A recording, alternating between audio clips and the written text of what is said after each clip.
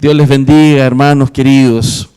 Qué gusto verles. Hay algunos que no había visto hace algunos días y me da mucho gusto estar con esta oportunidad de compartir la palabra. Vamos a seguir con Malaquías en este día, vamos a seguir estudiando. Nos queda este domingo, hoy y el próximo, y terminamos la serie de Malaquías. Y espero que haya sido de bendición para usted como ha sido para mí. Dios ha sido muy bueno en hablarme claramente en aspectos de mi vida y cómo el Señor ha desafiado mi corazón sobre la adoración a Dios, sobre el culto apropiado, sobre aquel mandato de adorar a Dios como Él debe ser adorado. Y espero que usted haya podido estudiar y seguir meditando sobre estas cosas. ¿Y por qué? Porque es tan necesario para el pueblo de Dios poder adorar al Dios verdadero. Y hay muchos cristianos que piensan que adoran a Dios y no necesariamente al Dios verdadero. Están muchos cristianos adorando a falsos dioses idolátricamente en sus corazones, y Dios está liberándonos con su palabra y apuntando siempre a la verdadera adoración.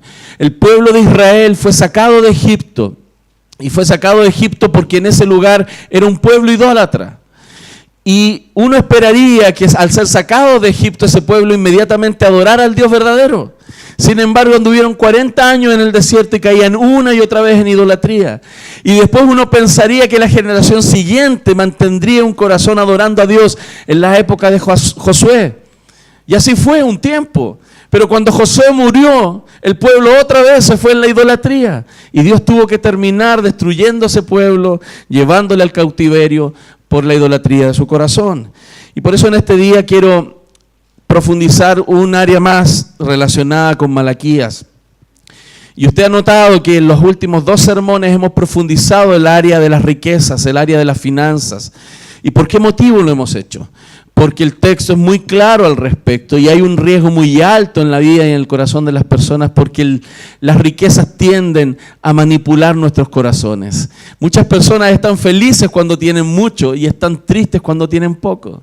Están muy tranquilos cuando la cuenta tiene mucho dinero y están ansiosos y angustiados cuando la cuenta está menguando. Y por eso ese riesgo, y que el Señor trató fuertemente en las Escrituras respecto de la idolatría del corazón, del amor al dinero, es lo que he querido desenvolver en las últimas semanas. Sin embargo, hoy quiero hablar sobre la prosperidad. Quiero hablar sobre la prosperidad que la Biblia habla, porque la prosperidad es algo bueno. No es tan mal querer tener más. Y yo creo que todos los que estamos aquí quisiéramos tener un poco más. El tema es ¿para qué? Dios nos pregunta y nos enseña que la prosperidad tiene objetivos piadosos. Y quiero mostrarle con las Escrituras este último tema relacionado con el área de las finanzas.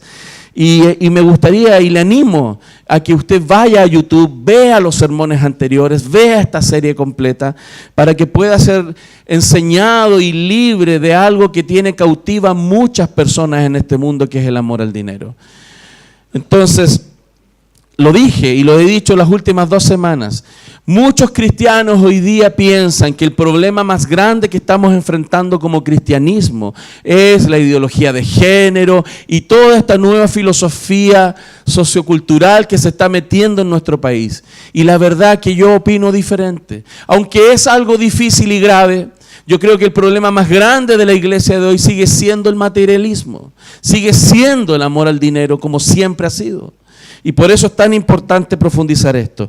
Y le pediría, por favor, que me acompañe a mirar el texto en Malaquías, que habla de los diezmos, pero nos vamos a concentrar en la segunda parte. Ya conversamos sobre eso, ya hablé ampliamente la semana pasada sobre eso, tratando de explicar en profundidad lo que son los diezmos y su continuidad en la historia y la necesidad de que los creyentes puedan vivir libres de las ataduras del amor al dinero, también aprendiendo a dar. Entonces, vamos a leer el texto que dice así, la segunda parte. Nos vamos a concentrar hoy día. Dice: traed todos los diezmos al alfolí y hay alimento en mi casa. Y probadme ahora en esto, dice Jehová de los ejércitos, si no os abriré las ventanas de los cielos y derramaré sobre vosotros bendición hasta que sobreabunde. En estos textos, y particularmente en este, podemos ver cómo Dios siempre ha querido bendecir a su pueblo. Dios es un Dios que bendice. Dios es Padre. Y al ser Padre, quienes somos padres entendemos muy bien lo que significa querer bendecir a nuestros hijos. Todos los que estamos aquí somos padres, sabemos que a pesar de que muchas veces nuestros hijos no cumplen todas las expectativas que quizás quisiéramos en etapas de su vida, eso no nos limita muchas veces a darle más de lo que ellos merecen, por amor, porque Dios ama y quiere bendecir a sus hijos.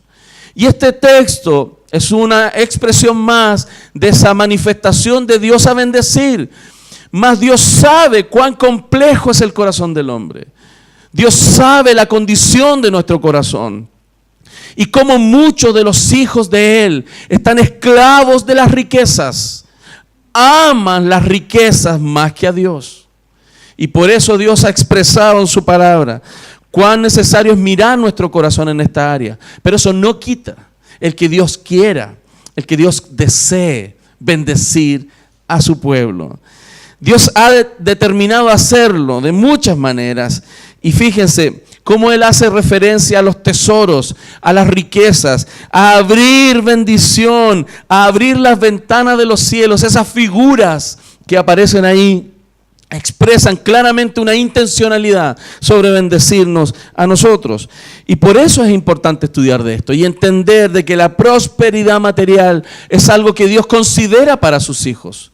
Sin embargo, la prosperidad material está enganchada y apuntada en las Escrituras para nobles propósitos. Y es bueno entender eso. Entonces, para profundizar esta idea, quiero tocar una de esas áreas y leer con ustedes Tercera de Juan. Hoy vamos a leer un libro completo de la Biblia. Va a salir de aquí otra vez y decir, leí un libro completo. Le va a poder contar a sus nietos que usted leyó completo un libro de la Biblia. Y vamos a ir a Tercera de Juan y vamos a leer juntos esta carta. Amén. Dice así. ¿La tiene, sí?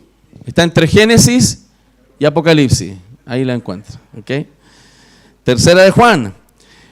El anciano Agayo, el amado, a quien amo en la verdad. Amado, yo deseo que tú seas prosperado en todas las cosas y que tengas salud, así como prospera tu alma. Pues mucho me regocijé cuando vinieron los hermanos y dieron testimonio de tu verdad, de cómo andas en la verdad. No tengo yo mayor gozo que este, el oír que mis hijos andan en la verdad. Amado, fielmente te conduces cuando prestas algún servicio a los hermanos, especialmente a los desconocidos, los cuales han dado ante la iglesia testimonio de tu amor, y harás bien en encaminarlos como es digno de su servicio a Dios, para que continúen su viaje. Porque ellos salieron por amor del nombre de Él, sin aceptar nada de los gentiles. Nosotros, pues, debemos acoger a tales personas para que cooperemos con la verdad. Ahí está. Yo he escrito a la iglesia, pero Diótrefes, el cual le gusta tener el primer lugar entre ellos, no nos recibe. Por esta causa, si yo fuere, recordaré las obras que hace parloteando con palabras malignas contra nosotros, y no contento con estas cosas, no recibe a los hermanos, y a los que quieren recibirlos se los prohíbe y los expulsa de la iglesia. Amado, no imites lo malo, sino lo bueno. El que hace lo bueno es de Dios, pero el que hace lo malo no ha visto a Dios. Todos dan testimonio de Demetrio, y aún la verdad misma. Y también nosotros damos testimonio, y vosotros sabéis que vuestro testimonio es verdadero.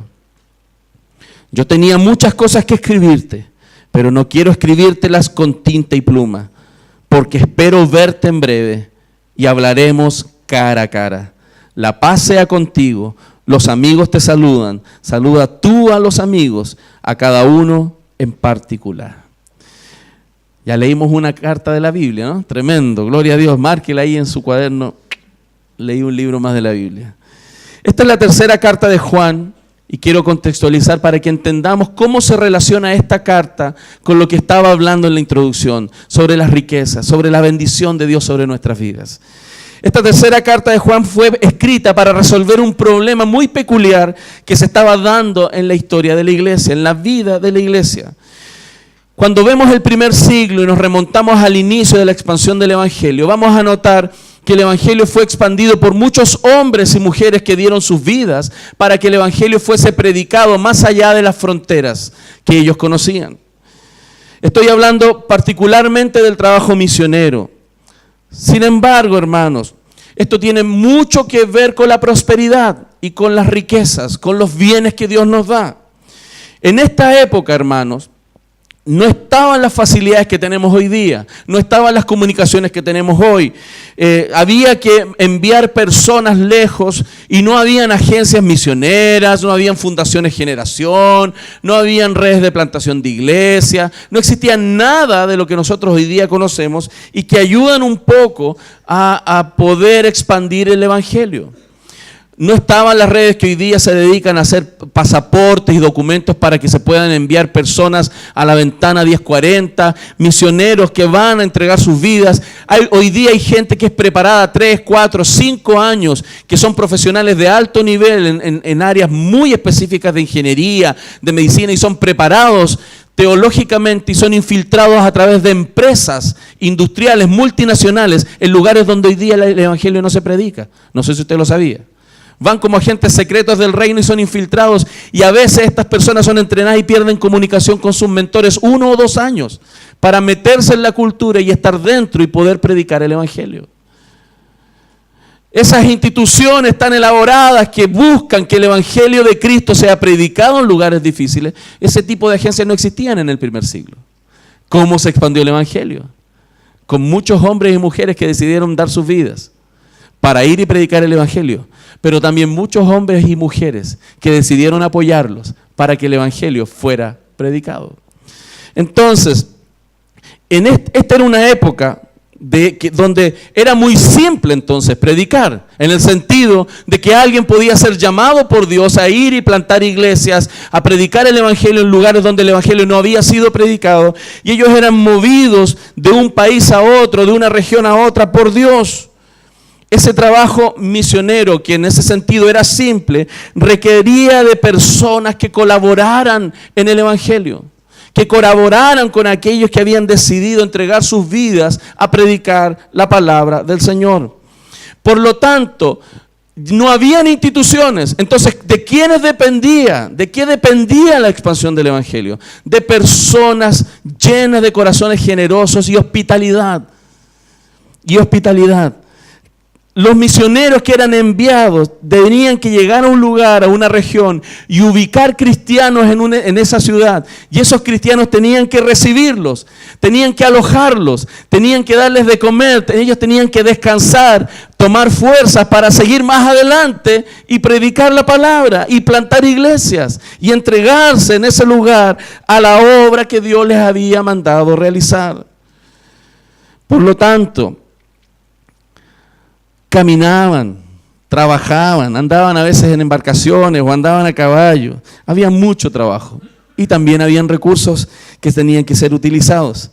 Entonces el secreto de la obra misionera, si hubiese un secreto, era ser hospitalario, era bendecir, era dar para que la obra se expandiese. El fruto de esa expansión, el fruto de miles de corazones generosos que apoyaron la obra misionera del Evangelio, ha permitido que el Evangelio llegue a nosotros, que estamos tan lejos de ese lugar donde partió, tan lejos, geográficamente e históricamente tan lejos, culturalmente tan distantes también. Por lo tanto, era un sistema extremadamente simple, pero ¿saben, hermanos? ¿Saben lo que pasa? Funcionó perfecto. Era tan simple que funcionó perfecto. El evangelio en el primer siglo alcanzó a todo el continente conocido. Todo lo que era el imperio romano, el segundo siglo, estaba alcanzado con el cristianismo. Llegó a tal punto de ser tan efectivo esto, que Constantino al principio del siglo IV declaró el cristianismo la religión oficial del imperio. A ese nivel impactó el evangelismo, el plantar iglesias, el llegar más allá de nuestro lugar cómodo, con la palabra del Señor. Fíjense, el impacto entonces se muestra en aquella época, por cómo incluso un imperio completo cambió de ser pagano a ser cristiano. Y eso es tremendo pensarlo, ¿no? Por lo tanto, a veces uno piensa que para plantar iglesias, para hacer cosas, para ir a evangelizar, se necesitan instituciones y un montón de cosas detrás. No, se necesitan cristianos entregados. Cristianos que vayan y den sus vidas para predicar y otros que apoyen esa obra. ¿Se da cuenta, mi hermano? Cuán importante es comprender nosotros como iglesia, porque a lo mejor a la distancia del tiempo hemos llegado a convicciones de institucionalizar la misión tanto que creemos que es tan compleja que mejor no la hagamos. Pero yo creo que es tan simple como que hayan personas que quieran entregar su vida a Cristo en eso y otros que apoyen. La organización cristiana, a pesar de todo, y a pesar de lo hermoso que fue la expansión del evangelio, también sufrió ataques, también sufrió cosas difíciles. Al final del siglo I, imagínense, 50 años, 60 años después del ejercicio misionero que comenzó, se redactó un documento llamado Didaqué, que la Didaqué era un documento que trataba de resumir lo que los apóstoles estaban enseñando. Se le llamaba también enseñanza de los 12 apóstoles, que fue un documento paralelo a las escrituras que trataba de resumir. Era como la Biblia es la Constitución, pero habían reglamentos. Y los reglamentos eran la Didaqué. Y ayudaba a entender cómo poder operar, por ejemplo, en el ámbito de los misioneros. Vino a ser como una especie de confesión de fe, que ayudaba a comprender respecto de varios temas. Pero una de las cosas muy singulares que decía la Didaqué, en el capítulo 11.5 de la Didaqué, recibid en nombre del Señor a los apóstoles, o a estos enviados, que os visitaren, en tanto permanecieren un día o dos entre vosotros. El que se quedare durante 3 días es un falso profeta. ¿Por qué? Porque podía ser que alguno pareciera decir que él era evangelista y empezaba a quedarse en la casa de los hermanos, a comer gratis, bañarse gratis, y estar ahí tranquilo, y después ya le ponían cara rara y se iba a otra casa de otros hermanos y así seguía viviendo gratis. O sea, en todas partes pasan esas cosas. Por eso, en el primer siglo, antes de finalizar el primer siglo, existía la Didaqué que especificaba, si hay alguien que dijo que iba a entregar su vida en misiones y pasa por tu casa y te pide ayuda, ayúdalo, dale de comer, dale todo lo que necesita, acompáñalo, pero si está 3 días, ese es falso.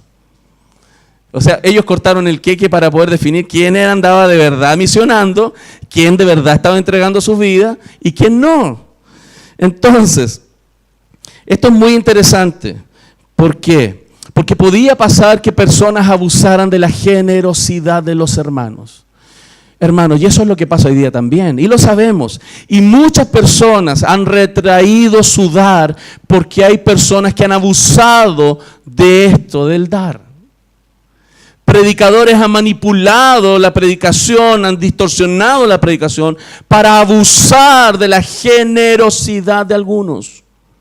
Pero eso no quiere decir que todos sean así. Y por eso es tan importante entender que la misión es algo noble sobre lo cual los cristianos deben sembrar y deben apoyar. Dios nos da riquezas, y lo vamos a ver en el texto, muchas veces, y aumenta nuestros bienes para bendecir el reino del Señor. La idea entonces de pasar por casa de los hermanos y descansar un poco, renovar la fuerza y seguir en el trabajo misionero era algo llamativo para algunos. Y cuando vemos en el contexto de esta carta, el apóstol Juan, quien es el autor de esta carta, él estaba desde Éfeso, que está en la punta donde está Turquía. Eso es Turquía, lo que hoy día conocen como Turquía. ¿Sabe lo que es Turquía, no? Las teleseries, ¿sí? Ahí se ubicaron en el mapa. Ok. desde ese punto estaba el apóstol Juan. Cuando Juan escribe esta carta, ya él era un hombre anciano. Juan murió aproximadamente en el año 98 después de Cristo. Él era muy anciano y cuando escribe esta carta, la tercera de Juan, fue de lo último que él hizo. Y él vivía en Éfeso coordinando las acciones misioneras y la expansión del evangelio. Él era un apóstol que vivía y promovía el envío de misioneros a plantaciones de iglesia a toda la región del imperio. Él estaba estratégicamente ubicado en esa zona como puerto hacia Grecia, puerto hacia Roma y coordinando toda la acción hacia el Asia interior. Por eso es tan relevante comprender el trasfondo de esta carta. Su trabajo era enviar misioneros hacia las regiones más distantes donde Cristo no había sido predicado aún y por lo tanto no habían iglesias plantadas. Entonces, desde Éfeso los misioneros eran enviados por Juan llevando cartas de recomendación. Juan les daba cartas como certificados para que ellos llegaran donde los cristianos, desde el apóstol Juan, enviados por él, para que los recibieran y los bendijeran y los ayudaran para la expansión del evangelio. Entonces, había una persona en particular en esta carta que era fundamental en el esquema misionero del apóstol Juan. Ese era el famoso Gayo, era un Gayo. Ese Gayo, ese era estratégico en la misión de Juan. ¿Por qué? Porque Gayo no era misionero.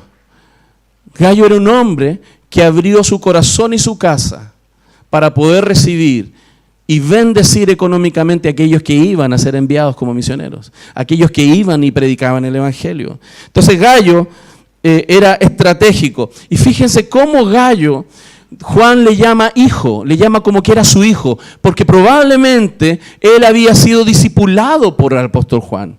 Y él vivía en otra ciudad donde se fue enviada esta carta. Y Gayo era muy amado de Juan, pero también un hombre de mucha confianza.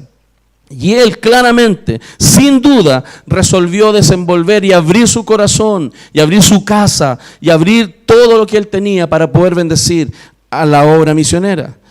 Hermanos, y en esto debo ser claro, sin personas como Gayo, el evangelio de Cristo no hubiera avanzado como avanzó, no hubiera llegado donde llegó, y no hubiera estado quizás donde hoy día está. Porque personas como Gayo, Dios las usa grandemente en la expansión del evangelio. Pero también hay otra persona que era compleja en la narrativa, que se llamaba Diótrefes. Desde el nombre ya es complicado. No sabemos qué grado de liderazgo tenía Diótrefes, no se sabe, la Biblia no muestra qué grado de liderazgo, pero sin duda tenía una posición importante, porque él podía decidir y influenciar a las personas de la iglesia donde Gayo se congregaba en impedir que la gente ayudara a los misioneros. Él no quería la ayuda misionera, él no quería ayudar. Quizás qué tenía en la cabeza. Y vamos a tratar y vamos a ver un poco de eso. No sabemos entonces qué grado de liderazgo, pero sí sabemos que Juan ya había escrito anteriormente. Cuando uno lee de nuevo el texto, usted se va a dar cuenta que él ya había intentado hablar con Diótrefes. Le había escrito, pero Diótrefes cerró la puerta. No quería ni siquiera recibir una carta del apóstol Juan. A ese nivel estaba, a ese nivel. Sin embargo, lo que Juan intentó no tuvo efecto alguno sobre el corazón de Diótrefes. Este hombre no solamente entonces se oponía al trabajo misionero, sino que además llegaba a expulsar de la iglesia a aquellos que querían ayudar. O sea, era una oposición bien grande. Y fíjense, no quiero que usted pierda de vista que esa carta, tercera de Juan, que es cortita, está puesta en el canon de la Biblia. Fue puesta, inspirada por Dios. Y Dios determinó que ahí estuviera para edificación de la iglesia. Por lo tanto, lo que esta narrativa tan corta tiene mucho que decirnos a nosotros como iglesia 2000 años después. Por lo tanto, en este contexto que se recibe esta carta, vamos a ver que hay tres personas que aparecen en la narrativa. Gayo, ese Gayo, ¿cierto? Diótrefes y Demetrio. Demetrio es quien aparece al final en la narrativa. Gayo está entre el versículo 1 y el 8, Diótrefes entre el versículo 9 y el 11, y en el versículo 12 se habla sobre Demetrio. Y luego al final, entre el 13 al 15, Juan da algunas orientaciones prácticas para la iglesia. Entonces vamos a ver esta enseñanza y mirar esos 3 puntos. Vamos a ver cómo la carta primero parte animando el bendecir la obra, cómo Dios llama a que la obra del evangelio deba recibir bendición y anima a la iglesia a bendecir para que la obra crezca. Y también el segundo punto confronta la oposición a la obra, la oposición que se levanta para que el evangelio se extienda. Y tercero, dirigir los recursos para continuar la obra. Como a pesar de que hay un aliento a bendecir y hay oposición, también Dios nos dice, sigan adelante con la obra que Dios les encomendó. Por lo tanto, vamos a ver el primer punto. Y el primer versículo dice así: el anciano a Gayo, el amado, a quien amo en la verdad. Fíjense que el apóstol Juan, que es un apóstol puesto por Dios, no de esos falsos apóstoles que andan por ahí, uno puesto por Dios. En ese momento, a esa altura de su vida, él estaba funcionando también como un pastor. Él pastoreaba a gente, él cuidaba a las personas, él amaba a la iglesia, él amaba a sus discípulos, él amaba con todo su corazón a aquellos a quienes había acompañado en la vida para ser formados en el evangelio.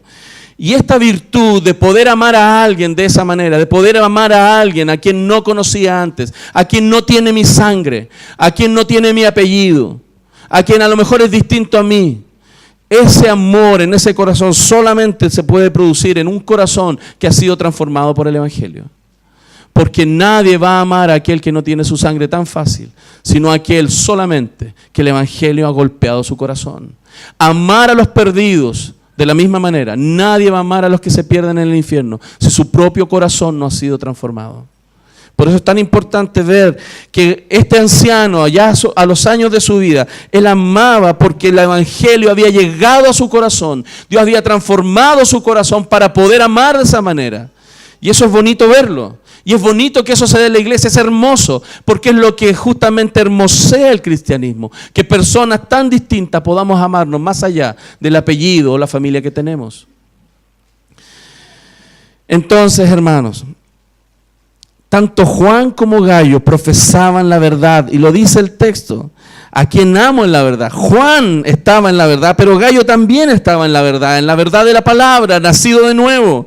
Y no sé si a usted le ha pasado, a mí me ha pasado varias veces, que a veces uno va a un lugar donde por primera vez usted va, y en ese lugar usted conoce a una persona como que hay algo especial, tiene como sintonía, y de por aquí y por allá se dio cuenta que él era cristiano y usted también.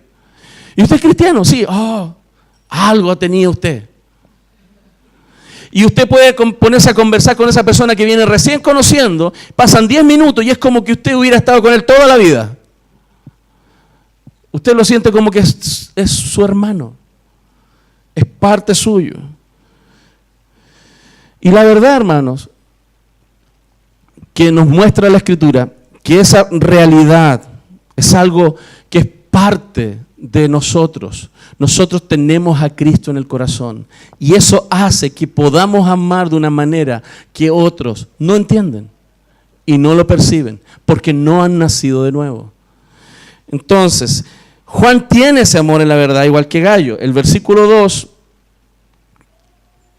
nos va a mostrar algo más y ahí puse esta frase: al tener a Cristo en nuestros corazones, al tener la verdad en nosotros, pronto nos daremos cuenta que nos sentimos más cercanos a esas personas cristianas que recién conocemos, que con personas que podemos conocer por años y no profesan la misma verdad.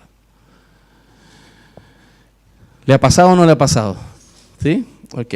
Entonces, el versículo 2 nos muestra: amado, yo deseo que tú seas prosperado en todas las cosas. Miren el anhelo de Juan sobre Gayo. Yo deseo que tú prosperes en todas las cosas y que tengas salud, así como prospera tu alma. Como nos damos cuenta, hermanos, Juan tiene anhelos en su corazón, los cuales pide a Dios en favor de Gayo. Cuando alguien ama a otra persona, va a orar por esa persona, va a interceder por esa persona y en particular ora en el ámbito de la prosperidad y la salud. Y aquí quiero aclarar algo. Nosotros sabemos que la teología de la prosperidad es una falsa doctrina que ha sido introducida en el cristianismo de manera diabólica. La teología de la prosperidad daña el cristianismo, el testimonio público y daña a los cristianos. Sin embargo, esa distorsión de la verdad a veces ha pasado que por sobrereacción ante esa teología de la prosperidad hemos dejado de hablar de prosperidad. Y Dios trata la idea de la prosperidad en los hijos de Dios. Sin embargo, es correcto pedir prosperidad financiera y salud cuando también entendemos que eso tiene propósitos nobles para Dios y el Evangelio. De hecho, la prosperidad de la cual habla el apóstol Juan aquí está hablando de prosperidad material. No está hablando de prosperidad de manera general, es muy específico porque después en el contexto uno entiende que esto tiene que ver con mantener los misioneros, mantener la obra. Es bien orar, entonces está bien orar, para que Dios prospere a nuestros hermanos financieramente así como Juan y Gallo lo hizo. Y es bueno hacerlo, orar por alguien. Si hay alguien que tiene necesidad económica, hermano, ora por mí por necesidad económica. Nadie va a decir, no, eso es teología de la prosperidad. No, ore por él. Si necesita ayuda financiera, podemos orar por esas personas. La prosperidad, hermano, es algo que Dios quiere para los hijos de Dios. Sin embargo, Dios da prosperidad como Él quiere. Usted se va a encontrar personas que son piadosas, que siempre oran, que están en todas, que ofrendan, que diezman, que la hacen todas. Hoy día este es un hijo perfecto y no tienen tanta riqueza. Sin embargo, va a haber personas que son pecadoras, hijos del demonio, que adoran al diablo, que aman el dinero y están llenos de plata. ¿Y por qué? Porque Dios da al final la prosperidad a quien Él quiere. Y cuando usted lee el Salmo 73, usted se va a dar cuenta que la prosperidad de los impíos tiene razones. ¿Saben para qué Dios le da prosperidad a los impíos? Para que su corazón se ame más las riquezas y se terminen perdiendo. Si te gusta el dinero, ahí tienes más. Y amas más el dinero, ahí tienes más. Lea el Salmo 73 y se va a dar cuenta. Más para con los hijos de Dios, Dios cuando les bendice con prosperidad, es con propósito. Es con propósito. Entonces, por otro lado, como decimos, la prosperidad material tiene un lado positivo, pero tiene un riesgo, y lo hemos venido estudiando estas semanas. Y el Señor habla sobre esa necesidad de que la prosperidad es algo por lo cual nosotros entonces podemos orar, podemos pedir, podemos rogar. Juan le dijo a Gallo, yo deseo que seas prosperado, muy prosperado en todas las cosas. ¡Wow! ¡Qué tremenda bendición eso! Pero también le dice, y que tengas salud. Miren, hermanos, de la misma manera como existen charlatanes en el ámbito de las sanidades, y le andan diciendo a todo el mundo que le falta fe, por eso no eres sano, charlatanes, Dios sana a quien Dios quiere. No quiere decir entonces que Dios no pueda seguir haciendo milagros, porque Dios sigue haciendo milagros. Dios sigue respondiendo oraciones. Por eso muchas de las prosperidades de nuestra vida y de la sanidad en nuestra vida es porque Dios está respondiendo oraciones. Por eso, hermanos, si hay algo que usted no debe parar, es de orar a Dios por prosperidad y salud física. Ore por eso, porque si Dios quiere, usted lo va a recibir. Amén. Amén. Entonces, Dios puede, hermanos, puede curar y prosperar en respuesta a la oración. Por lo tanto, la prosperidad y la salud son dos potentes y necesarios motivos de oración. Eso nos enseña la carta. Nos está enseñando con claridad. Ahora, tenemos que considerar que hay un gancho. Aquí hay un gancho. Esto va amarrado con algo. Dice el texto, vamos al texto. Amado, yo deseo que tú seas prosperado y en todas las cosas, ¿cierto? Y que tengas salud, así como prospera tu alma, tu alma. Es como si Jesús nos estuviera diciendo, bueno, Gallo, Dios te va a prosperar en relación con la medida en que tú eres próspero espiritualmente. O sea, vas a tener más dinero en función de la espiritualidad y tu madurez. Y Dios es así. Y yo creo que tiene mucho sentido. Mucho sentido. Hermano, si usted tuviera un hijo responsable, que no se farrea el dinero, y tuviera otro que es derrochador, y usted tiene que dejarle a cargo sus bienes, ¿a cuál se los deja? Es claro, ¿no? ¿a quién se lo vamos a dejar? Si Dios le va a encargar riquezas a alguien, no solamente va a hacer eso de elegir a quién es más sabio para usarlo, sino también a quien ama menos las riquezas que el que las ama más. Porque el amor a las riquezas es la perdición de muchos creyentes.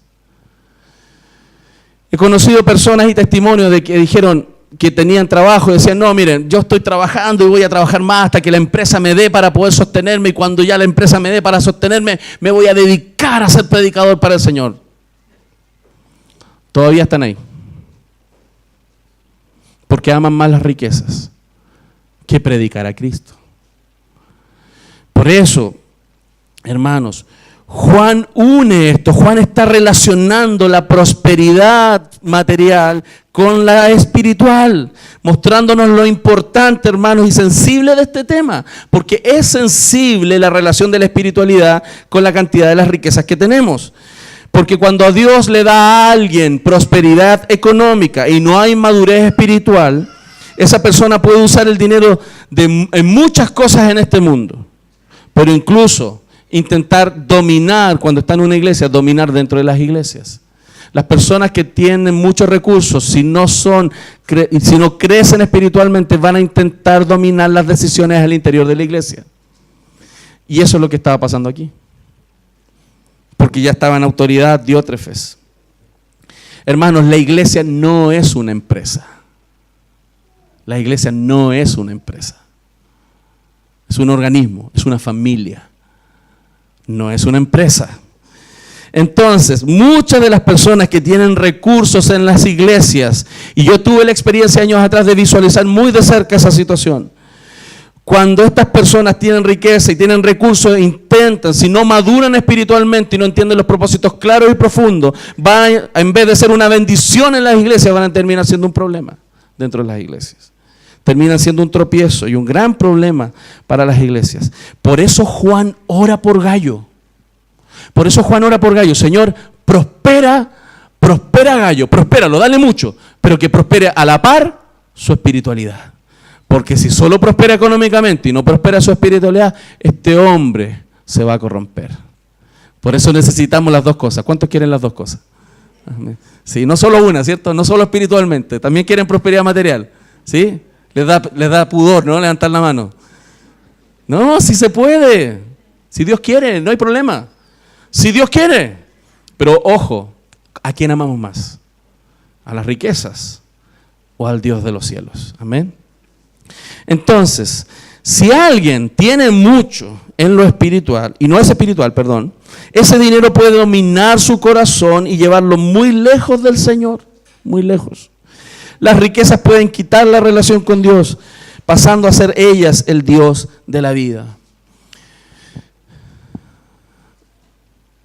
Yo tuve la oportunidad de conocer una persona, muchos años atrás, que tenía muchos problemas económicos. Apenas podía sostener su familia. Tenía un oficio, casi no lograba mucho dinero. Muy difícil. Y oraba. Pero ¿saben qué? Ese hermano estaba en todos los cultos. Todos los cultos de oración, ahí estaba. Si había que hacer algo, ahí estaba. Si había que orar, ahí estaba. Y empezó a orar y el Señor le bendijo. Y empezó a prosperar. Y después empezó a faltar un culto. Después empezó a faltar 2 cultos. Y después nunca más lo vi. Entonces, él creció económicamente, pero no creció espiritualmente. Miren lo que dice el verso 3, que es muy interesante. Siempre dentro del contexto de cómo Dios está alentando, ¿cierto? Alentando al trabajo misionero. Pues mucho me regocijé cuando vinieron los hermanos y dieron testimonio de tu verdad, dieron testimonio de Gallo, de cómo andabas en la verdad.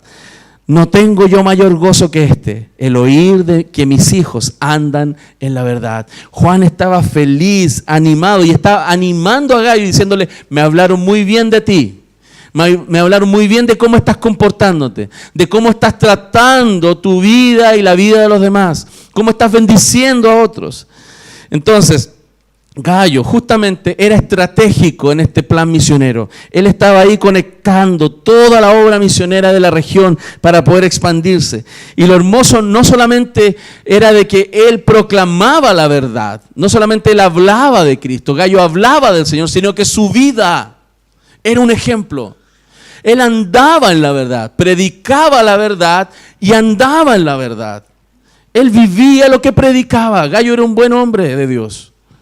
Y él estaba empeñado en bendecir a la gente para que se pudiera extender el evangelio. El verso 5 y verso 6 nos dice: amado, fielmente te conduces cuando prestas algún servicio a los hermanos. Ahí está hablando de esta mantención de los misioneros, especialmente a los desconocidos. Hermanos, si es difícil a veces tener a alguien de la familia durmiendo en la casa, ¿cierto? Tener en tu casa a alguien que no conoces y que viene con un papel que te dice que lo mandó Juan y que lo alimentes y lo tengas dentro de tu casa 3 días o 2 días, es difícil, ¿o no? Gallo no tenía problemas con eso. Gallo recibía en su casa y ayudaba aunque no lo hubiera visto nunca, porque él amaba la obra del evangelio. Él abrió su corazón, abrió su casa, abrió su billetera para bendecir la obra misionera. Quizás es como si Juan le dijera a Gallo: mira Gallo, tú no eres misionero, tú no vas a ir a las regiones, tú no te vas a ir lejos a misionar, tú no vas a ir a plantar una iglesia, no importa, tú no vas a hacer lo que ellos hacen, no importa, pero tú estás haciendo algo muy importante, que es bendecir a los que van a ir.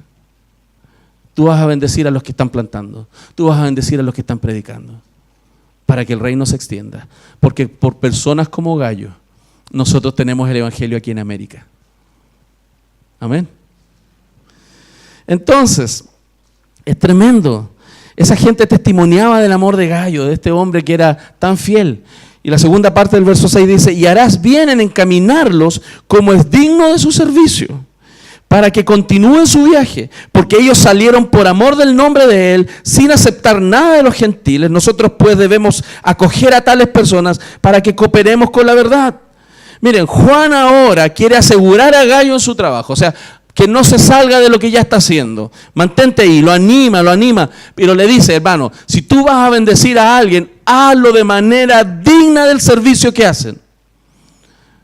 Hazlo bien, bendice a esa gente como es digno de lo que hacen. Sé generoso en la misma manera como Dios ha sido generoso contigo. Si Dios te ha dado mucho, bendice mucho a esa gente. ¿Y saben por qué? Porque le dio 3 razones. ¿Saben por qué le dice a Gallo: si Dios te dio mucho, bendícelos con mucho? A esa gente que va a ir a predicar le dio 3 razones. La primera de esas razones: los misioneros salieron por causa del nombre de Cristo. O sea, Juan le estaba dando testimonio que esa gente que iba a ir a predicar salieron no porque a ellos les gusta predicar, no porque tienen intereses personales, sino porque lo están haciendo en el nombre de Cristo. Porque aman a Jesús, porque su motivo es correcto. No salieron por su conveniencia, sino por la conveniencia del Señor, de su iglesia, su obra. Lo más cómodo es quedarse sin entregar la vida a eso, pero ellos aman Señor. Esa es la primera razón por la cual Juan le dice a Gallo: bendice como es digno a esa gente. La segunda razón que le da Juan para decirles: bendícelos ampliamente, es: los misioneros no pidieron a los gentiles. Ellos no andan buscando plata por todos lados. No van a usar a los gentiles para esto. No cobran sueldo, no tienen tarifa. No como algunos predicadores que van a una iglesia y le tienen que preguntar cuánto cobra por predicar. ¿Cómo es eso? Si te dan una ofrenda, gracias Señor, y eso es todo. Estos hombres no andaban cobrando, no andaban pidiéndole plata a los gentiles, estaban dependiendo absolutamente de la provisión que Dios da a través de su propia iglesia. Y tercero, los misioneros cooperan con la verdad. Cooperan con la verdad, cooperan con la expansión del reino, cooperan con la extensión de la palabra del Señor. Y yo creo que ahí hay un desafío para nosotros también hoy día. Quizás, hermano, tú en este día no has decidido estudiar en un seminario teológico, dedicar tu vida al servicio del Señor. Quizás no. O quizás lo estás pensando. Si es así, habla conmigo. Pero Si tú no has decidido estudiar formalmente y profundizar tus estudios teológicos para formar y ayudar a otros a crecer, quizás no estás llamado a dejar un sinnúmero de oportunidades económicas y laborales que Dios te ha puesto. No has sido llamado a eso, a dejarlas y abandonarlas. Tú no has sido llamado a eso. Ok, puede ser. Si esa es la circunstancia, hermano, si no estás dispuesto porque probablemente no quieres o simplemente Dios no te ha llamado, pero no estás dispuesto a dejar la vida y estudiar y dedicarte, como muchos lo pueden hacer, y salir como pastor y misionero, es muy probable entonces que Dios te ha llamado a ser como Gallo y apoyar a aquellos que sí lo hacen. Porque por personas como Gallo, el evangelio se extiende. No solo necesitamos predicadores, también personas que se sumen apoyando la obra del evangelio. Amén. Entonces, cuando Gallo, me imagino, haya leído esta carta, tiene que haber quedado con el corazón muy hinchado. ¡Wow! Vamos para adelante. Si Juan me lo dice, me están felicitando, lo estoy haciendo bien. Y están hablando bien de mí, no lo estoy haciendo tan mal entonces. Vamos para adelante, miércoles. Y de ahí viene lo que Juan le manda de recado a Diótrefes. Versos 9 y 10. Yo he escrito a la iglesia, pero Diótrefes, al cual le gusta tener el primer lugar entre ellos, no nos recibe. Por esta causa, si yo fuere, recordaré las obras que hace, parloteando con palabras malignas contra nosotros. Y no contento con estas cosas, no recibe a los hermanos, y a los que quieren recibirlos, se los prohíbe y los expulsa de las iglesias. Entonces, luego de animar a Gallo, quiere visitar la iglesia. ¿Por qué? Porque se da cuenta que hay una tremenda oposición interna. Por eso él quiere. No sabemos entonces cómo Diótrefes llegó a ser el líder. Pero hay una pregunta que me gustaría que nos hiciéramos. ¿Qué tipo de persona haría lo que Diótrefes está haciendo? ¿Qué tipo de personas impide que el evangelio se extienda? ¿Qué onda? Diría un cabro, ¿no? ¿Qué pasa?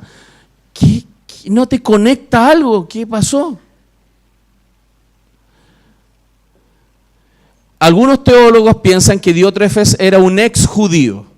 Y por ser ex judío, probablemente todavía le queda la pasión de que los únicos para salvarse en el mundo eran los judíos y los gentiles que se pierdan. Pero eso es poco probable, porque claramente el propio Juan, al escribir la carta, en el verso 9 explica que hay motivaciones muy profundas en el corazón de él. Le gusta tener el primer lugar entre ellos, le gusta mandar. Él llegó a ser un líder de la iglesia, pero le gusta mandar. Y si todos dicen blanco, él dice negro. ¿Y por qué? Porque yo quiero. Le gusta mandar, mandonear. Le gusta hacer lo que él quiere. Y probablemente llegó a ese lugar de liderazgo de alguna manera y tiene poder de decisión. Y eso es una alerta para nosotros. Si alguien así llega a lugares de autoridad, el problema no es solo de él, también de los que apoyamos que personas así lleguen a esos lugares. Por eso hay que decidir muy bien. ¿Se da cuenta? Hay que decidir muy bien. Diótrefes era uno que le gustaba tener el poder, al punto de llegar a confrontar al apóstol Juan. Hermanos, vuelvo a repetir, la iglesia no es una empresa, es un organismo con propósitos claros y definidos en las Escrituras, con prioridades dirigidas por Dios, con metas claras. Es el cuerpo de Cristo y eso debe ser nuestro eje, nuestra dirección, nuestra meta. Y si la oposición se levanta sobre eso, esa persona está atornillando al revés, es un Diótrefes, hermano. La iglesia de Cristo debe estar predicando, discipulando, extendiéndose. Oh, hermano, liderazgos como el tipo de Diótrefes, en ese tiempo, personas autoritarias que les gustaba mandar, pero llegaron a niveles eclesiásticos importantes, esos son los protopapas, o sea, los que fueron la cuna del papado, porque después siguieron avanzando y esta mezcla de clérigos con poder, de clérigos con realeza, llegaron a ser los futuros papas de la Iglesia Católica Romana, hermanos. Muchos usando su autoridad después se creyeron reyes de la iglesia. Esta fue la cuna Personas que llegaron a los niveles de autoridad eclesiástica y querían hacer lo que ellos querían hacer, sin considerar los mandatos claros de la Biblia. Hermanos, menos mal que Gallo no era así. Menos mal que Gallo no era así. Que no llegó a ser papa. Sería un papagayo. ¿Se imaginan? Sí. Menos mal. Sería un papagayo. Gloria a Dios que eso no pasó, ¿no?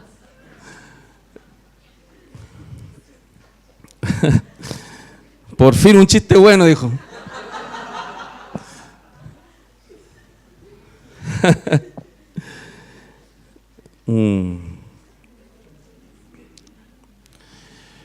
He tenido la oportunidad de ver cómo esas luchas de poder se dan en las iglesias. Cuando era joven vi cómo quienes manejaban recursos querían manipular las decisiones eclesiásticas y salirse con la suya y presionar y seguir y hacer las cosas y terminar haciendo y seguir haciendo hasta último, a hacer las cosas a su manera, hermano. La iglesia no es una empresa, es el cuerpo de Cristo, con la palabra de Dios como eje. Y tercer punto, dirigiendo los recursos para continuar la obra. Amado, le dice, no imites lo malo, le dice a Gallo, sino lo bueno. El que hace lo bueno es de Dios, pero el que hace lo malo no ha visto a Dios. O sea, luego de confrontar lo malo de Diótrefes, Juan mira a Gallo y le dice, no lo imites a él, no seas ese tipo de liderazgo, no seas como ese tipo de personas, que son como una plaga, no lo imites a él. Amado, no imites a Diótrefes, imita lo bueno, el liderazgo saludable. Es muy sensible esto que Juan dice, ¿saben por qué? Y hasta terrible. Porque pudiera estar diciendo Juan que Diótrefes no conocía a Dios. Pudiera estar diciendo que Diótrefes, a pesar de tener un rango eclesiástico, estar dentro de la iglesia, no nació de nuevo. Y eso es peligroso, porque puede haber gente en las autoridades de la iglesia, de las iglesias, que no conocen a Cristo, pero son buenos administrativamente, saben organizar las cosas, saben tener liderazgo, saben movilizar las personas, pero no han nacido de nuevo. Eso es peligrosísimo, hermano, peligrosísimo. Y el verso 12 dice, por favor, ahí está, todos dan testimonio de Demetrio, y aún la verdad misma, y también nosotros damos testimonio, y vosotros sabéis que nuestro testimonio es verdadero. ¿Quién es Demetrio? Era probablemente el que llevó la carta, y probablemente era el misionero. Era un misionero que llevó la carta y que Gallo tenía que recibir 2 días. Demetrio, vaya a su obra, siga adelante, siga predicando. Y estas son instrucciones de Juan muy claras para Gallo, para que la misión siga, para que la misión avance. Y qué tremendo lo que dice al final. Yo tenía muchas cosas que escribirte, pero no quiero escribírtelas con tinta y pluma, porque espero verte en breve y hablaremos cara a cara. Además de hablar de la misión, yo creo que me encanta esto al final porque nos deja otra enseñanza, que es como si nos dijera, no te quiero hablar por WhatsApp, no te quiero hablar por Messenger, quiero que nos sentemos juntos y nos tomemos un café y conversemos. Y conversemos. Porque lo dicho en directo no tiene comparación con lo dicho por WhatsApp. Amén. Hermano, yo no sé cuántos problemas en mi vida pastoral he tenido que resolver por los malos entendidos de los WhatsApp. Qué impresionante. ¿Cuántos matrimonios llegan? Es que le muestro lo que me escribió. Miren, aquí lo tengo. La prueba. Dios. Hermanos, a veces no entendemos. La comunicación es un proceso tan complejo, que requiere voz, audición, visión al mismo tiempo. Que no es raro que si se siguen hablando por WhatsApp terminen peleados. ¿Se fijan? Es tan necesario compartir. Por eso hoy día hay muchos creyentes virtuales. Uno los ve aquí el domingo, hola, ¿cómo estáis? Y después se comunican por redes. y creen que eso es cristianismo. No van a los grupos en casa, no están en redes relacionales de discipulado. Solamente llegan el domingo, de vez en cuando, y se conectan por redes y ponen like. Y porque hicieron eso, ya ellos están conectados. Impresionante. Y termina el Señor diciendo: la paz sea contigo. Los amigos te saludan. Saluda tú a los amigos, a cada uno en particular. Cuán sensible, Juan, de que la iglesia es relaciones. Que la iglesia son relaciones que trabajan juntos, que viven juntos, que se aman y que todos juntos proyectan la obra del Evangelio. No unos pocos, todos juntos, trabajando para la expansión del reino del Señor. Entonces, conclusiones y aplicaciones para nosotros. ¿Para qué Dios entonces nos da la prosperidad? Pastor, ¿podemos orar por eso? Por supuesto que ore por prosperidad. ¿Quiere prosperidad? Amén. Yo voy a orar por usted, no hay problema. Pero ¿para qué Dios nos quiere prosperar? Para tener mi tesoro. Queremos ser como, ¿cómo se llama ese? Gollum. ¿Se acuerdan del Señor de los Anillos? Precioso. Mi preciosa casa, mi preciosa parcela, mi preciosa empresa, mi precioso auto. ¿Eso quiere? Eso muestra el amor al dinero. ¿Cuánto amamos el dinero? Dios no quiere prosperarte para que tengas tu sueño realizado. Dios no te va a dar más para que cumplas tus sueños. Primero, Dios te va a dar más para que cumplas sus sueños. Y y adicionalmente te va a dar para que disfrutes. Porque todo se trata de Cristo. Entonces, el punto 1. ¿Qué si no son de aquellos que van a la misión de lejos, cierto? Lejos, y dan su vida para dedicarle al tiempo completo a las misiones? Pueden estar contribuyendo con sus recursos para el avance del Evangelio. Puede abrir su casa para albergar la misión, grupos de conexión en su casa, los misioneros y pastores. Hasta la viuda, hermanos, pobre, hasta la viuda pobre en la Biblia puede hacerlo. Si ella pudo hacerlo, como el Señor nos mostró y nos enseñó, y que Dios valorizó mucho, ¿cuánto más nosotros, que no somos como esa viuda pobre de la Biblia, que tenía apenas 2 monedas para dar? Hermanos, ¿por qué el Señor dijo que esa mujer dio más que todos? No solamente porque era todo lo que tenía. Muchos decimos eso porque es la respuesta normal y clásica. Porque ella dio más que todos, a pesar de que otros dieron en cantidad de dinero mucho más. Porque ella dio más que todos, no solamente, entonces, porque era todo lo que tenía, sino porque su ejemplo, que quedó escrito en las Escrituras, ha motivado a miles a través de la historia a dar. Porque cuántos sermones se han predicado con la historia de la viuda, y han salido de ahí muchas personas y han ofrendado, como ella. Lo que ella hizo, y quedó registrado en las Escrituras, ha sido más productivo en la historia que cualquiera de nuestras ofrendas.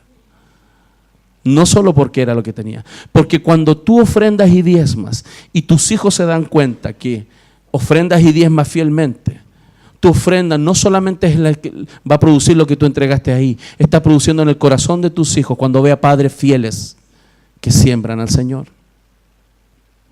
Y los hijos de los hijos, y los hijos de los hijos, y los hijos de los hijos. Por lo tanto, hermano, es un llamado a entregarnos con todo corazón y toda la billetera a la obra de misiones, de enviar, de plantar iglesias, de formar pastores y líderes para el trabajo de Dios. Porque si usted no va, van a ir otros y usted los puede apoyar. Dios conceda convicción en su corazón para el avance del reino de Dios. Segundo, podemos orar, hermanos, podemos orar. Ahí está. Me pasé una. Podemos orar por prosperidad, pero a la par de la madurez espiritual. Entonces, si usted, Señor, lo está dando al Señor, Señor, dame, Señor, la posibilidad que me salga este negocito, Señor, que me suban el sueldo, Señor, dame. No termine la oración ahí. Diga, y Señor, permíteme madurar, por favor, para que no ame el dinero. Amén. Ok, su oración tiene que ser completa. ¿Cómo notaremos entonces la madurez de esa persona? Por cuánto está sembrando y se está involucrando en la prosperidad y la expansión del Evangelio. Porque esa es la meta de la iglesia. La meta de la iglesia es ser sal y luz del mundo. Es ir por todo el mundo y predicar el Evangelio. Esa es la pega que tenemos como iglesia. Y si un cristiano está involucrado en eso, con su vida y sus bienes, ese cristiano está madurando. Y ha madurado. Tercero, y fíjense lo que le estoy diciendo, no es para mí ese dinero, como el pastor de esta iglesia. Es para la obra de la expansión del reino. Yo tengo mi sueldo. Gracias a Dios. Es para mucho más, porque hay muchos misioneros, muchos más que tenemos que enviar y preparar para la obra del Evangelio. Amén. Tercero, ¿queremos buena salud? En este 18. Ya, si los conozco, ya estaban ahí celebrando con la copa en alto. Salud. ¿Queremos buena salud? Muchos quieren estar mejor para ellos. Muchos quieren ser sanos. Muchos quieren estar sanitos. Pero no para servir al Señor. Muchos quieren estar sanos, pero no para dedicar su vida. O sea, ¿para qué quiero alargar mi vida? ¿Para mí o para servir al Señor? Ojo con eso. La salud, el dinero y todo lo que somos y tenemos le pertenece al Señor. Y es para Él. Si Dios me permite larga vida hasta que se me acabe la respiración, voy a predicar a Cristo. Y todo creyente debe pensar, entregar su vida y servir al Señor donde usted esté, en sus trabajos, en sus quehaceres, en todo lugar. Alargar nuestros días sobre esta tierra tiene solo un propósito, que es servirle, que Él sea glorificado. Una muestra de madurez, servirle, esté o no esté esa salud, mientras oramos por salud. Y cuarto y último, hermano, y espero que pueda albergarlo ahí también en su corazón. Si no suma, sea humilde para reconocer que está fuera de la voluntad de Dios y no atornilla al revés, criticando, desalentando, impidiendo el avance de los proyectos que Dios ha dado a la iglesia. Porque el plantar iglesias, sembrar en nuevos pastores, no es una visión loca, no es una visión que se le ocurrió al pastor Arturo. Miren la locura que se le ocurrió. No es mi visión. Lea la Biblia. Es lo que Dios dice. Plantar esto no es una visión loca y única de nuestra iglesia, sino que es el mandamiento de Dios para todos los que han nacido de nuevo, hermano. Para todos. Dios nos ayude en eso, amén. Dios nos despierte en nuestro corazón. Hermano, las personas que yo he visto involucradas en el servicio al Señor, ya sea misionando o bendiciendo, hermano, es tremendo como Dios les bendice. Dios bendice a aquellos que aman a Dios y su obra, aquellos que aman a la iglesia, aquellos que aman a los perdidos. Dios los bendice porque han prosperado en su alma. Amén. ¿Cuántos le dan gracias al Señor por eso? Fíjense que todo esto es parte del culto al Señor, del verdadero culto al Señor. Cuando usted aloja a un misionero, cuando usted aloja a alguien que está yendo de paso para predicar, cuando usted bendice a alguien de esa manera, ¿sabe lo que hace esa gente? Le da gloria a Dios por las personas como usted. Entonces Dios es glorificado cuando usted bendice a otros. Yo creo que Dios necesita convencer nuestros corazones de esto, amén. Así que le pido al Señor que oremos ahora, que Él nos ayude en todo esto.